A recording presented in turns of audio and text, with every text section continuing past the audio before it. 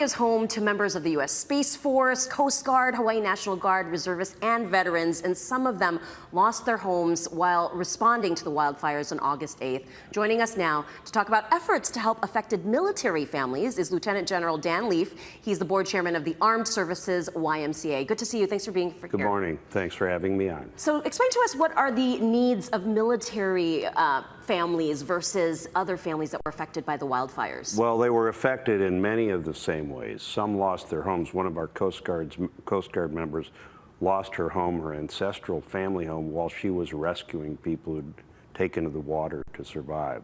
Others, more than 10, have lost their entire home. Some Army National Guard members, Air National Guard members.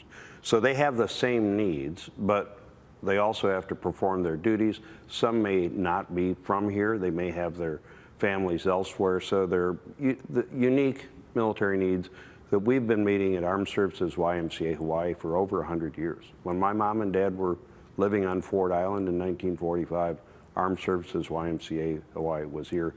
And we're a local charity that's been doing it for a long time. So we can reach out through the organizations, the units, the commanders, the sergeants, and make sure we get rapidly the help where it needs to be. Yeah, because obviously there's a lot of donations pouring in through different nonprofits, but because you're a small local charity, it really is direct impact on the families that need it the most. Yes, and we don't want to compete with any. There's great charities doing great work in a very difficult time.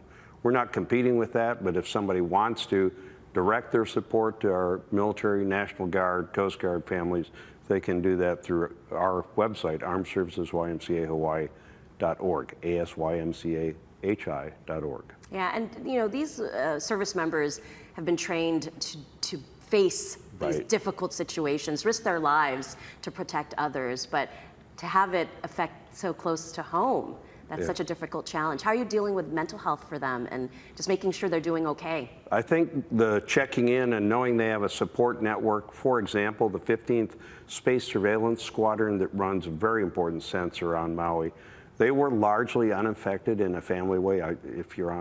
We're all affected by it, but they had less impact than some others. So they're reaching out and supporting both monetarily and with physical help and checking in with folks. And that's part of the fabric of military service, where you have a different ohana that supports you in these very difficult times. Yeah, others over self, I would say. Exactly. So how can people help? How can they donate and really just make a difference in the lives of these folks? The best way to get direct help is with gift cards or monetary contributions at our website, asymcahi.org. That will go into restricted funds to get to folks directly, and not going to be going to a big pot elsewhere. This will be for Maui wildfire victims specifically. So asymcahi.org is the place to give.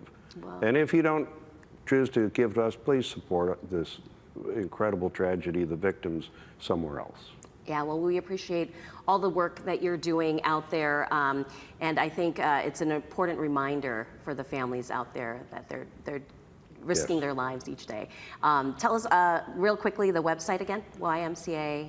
asymcahi.org. Perfect. Armed Services YMCA Hawaii. Perfect. Well, Dan Leaf, thank you so much for joining us this morning. We'll have more information on our website as